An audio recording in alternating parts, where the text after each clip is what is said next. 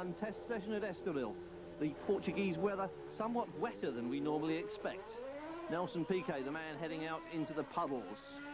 No sign yet of a second driver for Benetton, although Roberto Moreno is still widely tipped to be the man.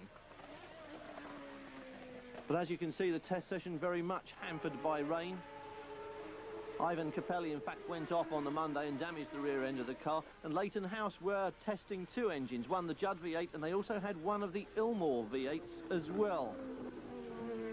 And there are rumours that link that Ilmor V8 with Lotus at the moment, which is not much of a surprise since the Lotus link with GM is fairly solid, and the GM-Ilmor connection goes back a long enough way. But one of the busiest men at Estoril during this test session was the new Ferrari signing, Jean Alesi. And not just Alesi, but also team leader Alain Prost in attendance.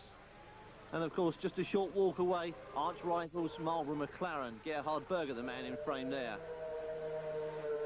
Riccardo Patrese, evident for Williams as well, and Williams were testing one of the new automatic gearboxes. Also on hand was a Williams active suspension chassis and one of the new highly modified Renault engines. Alesi was the quickest man in the wet and put in plenty of laps with a 1990 specification Ferrari. He and Prost now start work developing the 1991 car.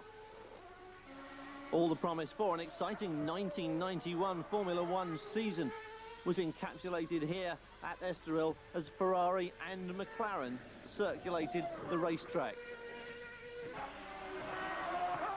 Benetton, though, still have not signed Moreno, though they're expected to do so. When they do that, the whole driver market will go into top gear and all the signings will be complete for 1991.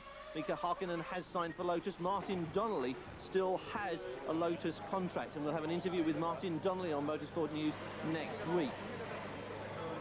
The young Frenchman Jean Alesi is one of the drivers everyone will be watching when the season gets underway. So too this man, Belgian driver Eric van der Poel, hot from Formula 3000. And also moving into Formula One from the world of Formula 3000 is the reigning British Formula 3000 champion, Pedro Chavez.